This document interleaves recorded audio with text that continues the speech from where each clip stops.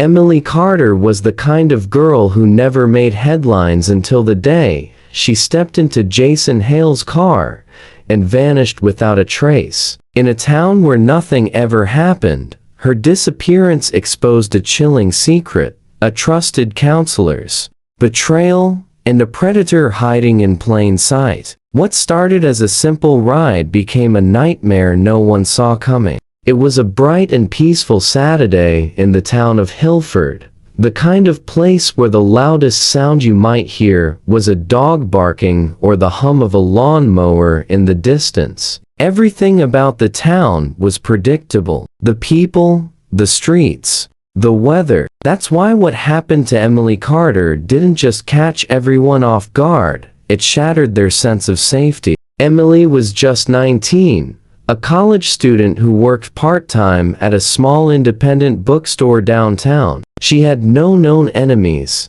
no history of trouble, and lived a life so ordinary that even those closest to her struggled to find anything unusual about her. That's what made her sudden disappearance feel so surreal.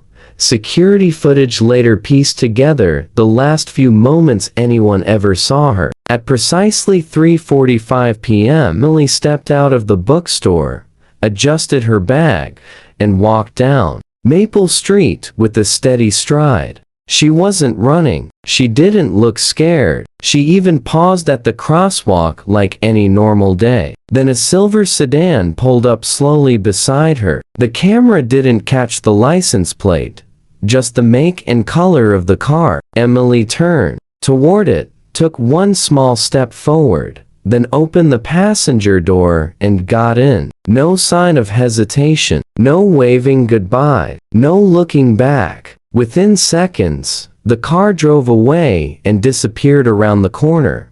Her parents grew concerned when she missed dinner. Texts went unanswered. Calls went straight to voicemail. At first, they assumed maybe she'd stayed late with a friend or lost track of time, something harmless. But by nightfall, when her bedroom was still empty and her phone still off, panic set in. The police were contacted and a report was filed, but the initial response was cautious. Officers suggested she might have left on her own. Teenagers did that sometimes. Maybe it was a boyfriend her family didn't know about. Maybe she just needed space. But that theory began to crumble quickly. Emily hadn't taken anything from home, no clothes, no money, not even her laptop. Her bank account remained untouched. There were no tickets purchased, no bus or train records, and her phone hadn't pinged any towers since PM the same day. The last clear proof of her existence was that single camera recording of her stepping into the car. Beyond that moment, she simply vanished. The town buzzed with rumors. Had she been kidnapped? Had she run away with someone? Was she alive? Flyers went up, vigils were held, but there were no answers. Just one moment, one car, and a girl who got inside it and was never seen again. The investigation into Emily's disappearance moved quickly once authorities ruled out the possibility of her leaving voluntarily. What confused detectives the most was how neatly she had vanished. No struggle, no evidence left behind, and no immediate suspects. Everything about her life on the surface seemed stable and quiet. She had supportive parents, a part-time job she enjoyed, and a solid academic record. There were no reports of bullying, mental health concerns, or relationship issues. But it didn't take long before a different version of Emily began to emerge, one that even her closest friends didn't fully understand.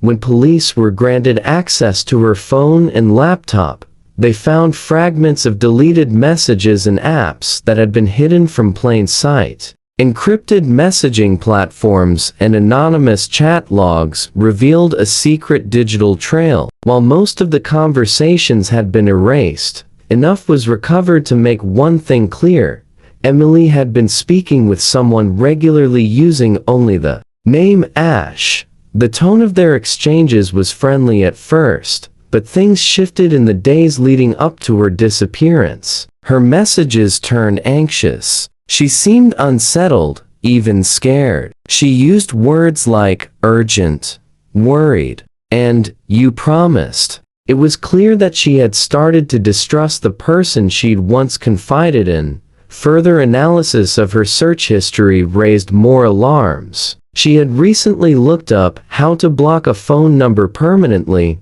can someone track your location through texts, and how to get a restraining order. Investigators also found visits to pages about missing persons and local legal resources, suggesting that Emily was considering asking for help, but perhaps didn't know who to turn to. She hadn't spoken to her parents about any of this. None of her friends recalled her mentioning someone named Ash. To the outside world, Emily had kept everything bottled up.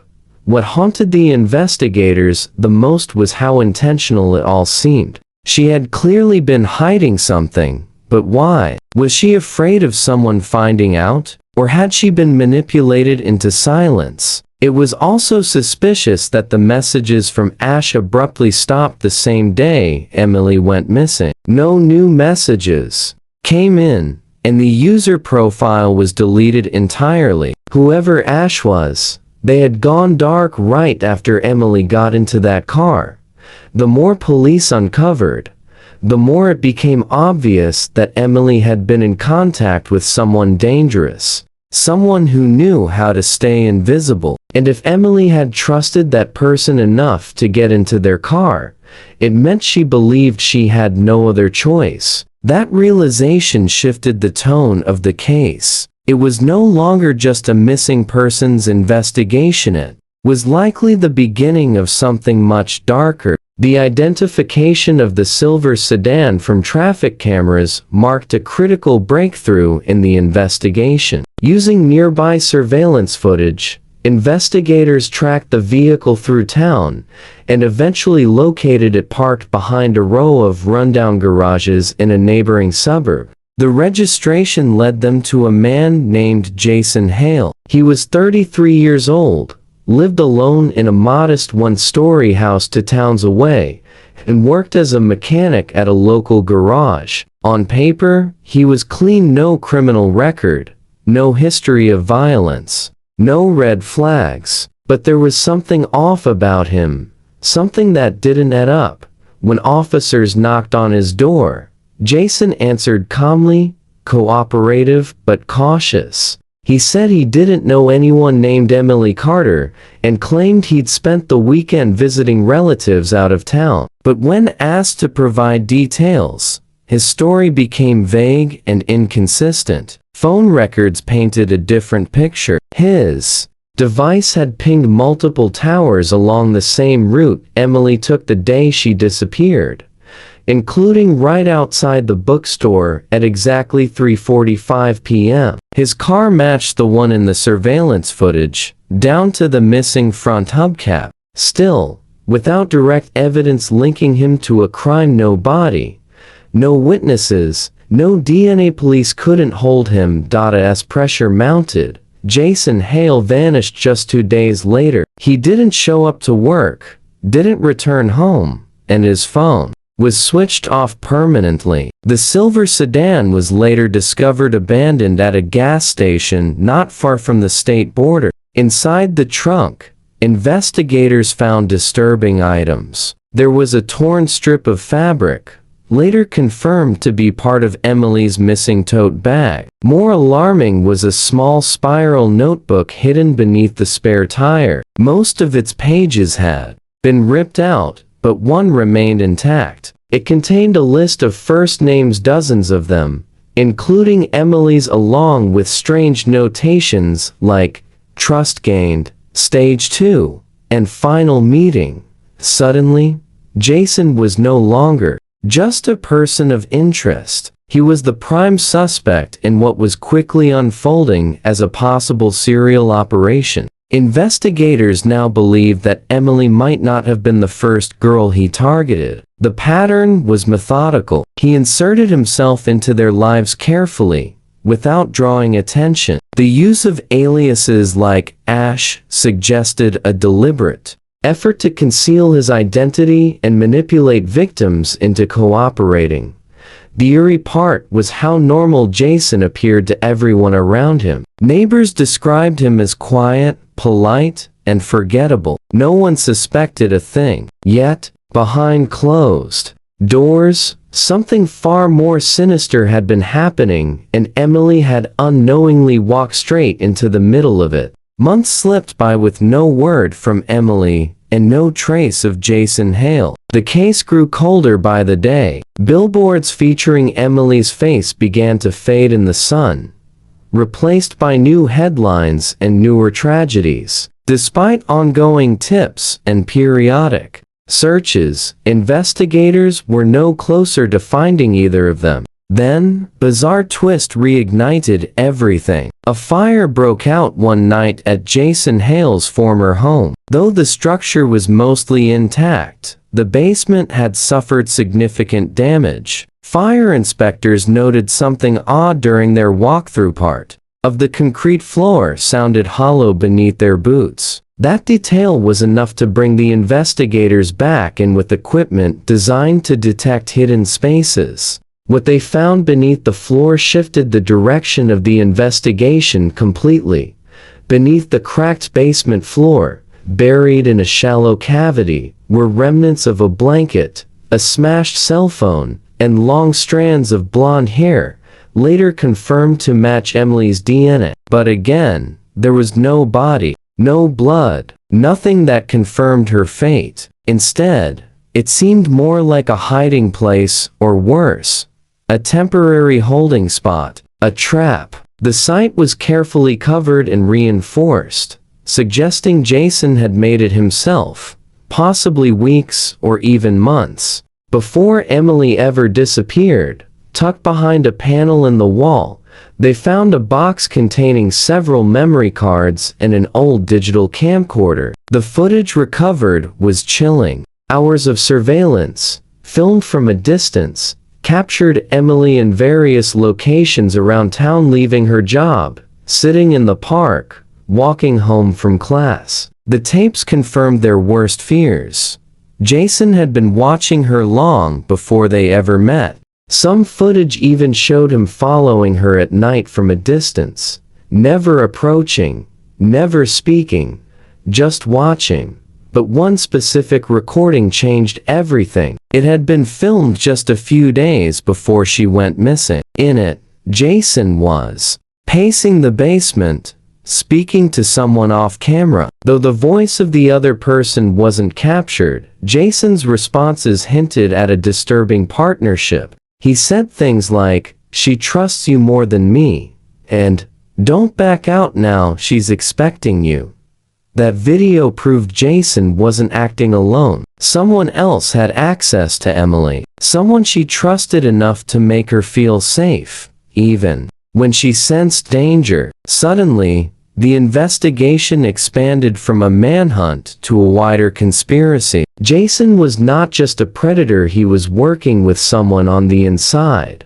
Someone who had helped lure Emily into the trap. And whoever that person was had disappeared just as completely as he had. The discovery of the hidden basement footage pointed investigators toward a second, unknown figure, someone who had helped Jason Hale gain Emily's trust. The search narrowed when phone records revealed a recurring number Jason had contacted repeatedly in the months before Emily's disappearance. That number belonged to a woman named Lisa Monroe. She was a respected counselor at the Hilford Youth Outreach Center, where Emily occasionally volunteered. Lisa was known for her warm demeanor and dedication to helping troubled teens. Her reputation made her involvement almost unthinkable, but the evidence didn't lie.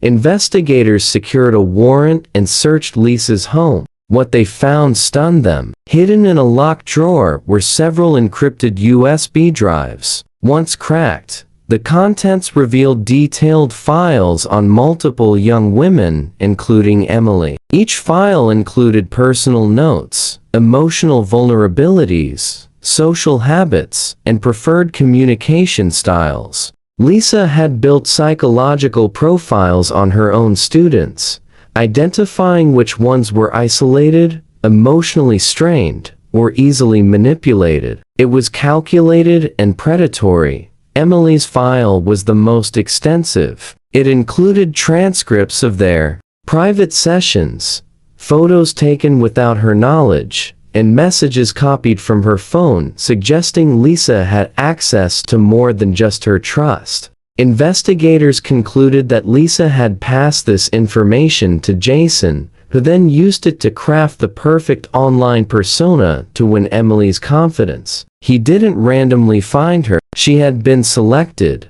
Lisa was arrested and, under intense questioning, confessed to her role in the scheme. She claimed she never meant for Emily to be harmed, and insisted that the plan had been only to scare her into silence after Emily started questioning things. But her story unraveled when she admitted that Jason had taken Emily to an isolated cabin far from Hilford. She gave directions, claiming the girl might still be there if she was lucky. Authorities mobilized quickly. After hours of searching through dense forest and abandoned back roads, they found the cabin. It was nearly 600 miles from Hilford, hidden beneath overgrown trees and surrounded by nothing but silence. Inside, they discovered signs of life-used dishes, a mattress, and torn clothing. In one back room, locked from the outside, they found Emily. She was frail, terrified, but alive.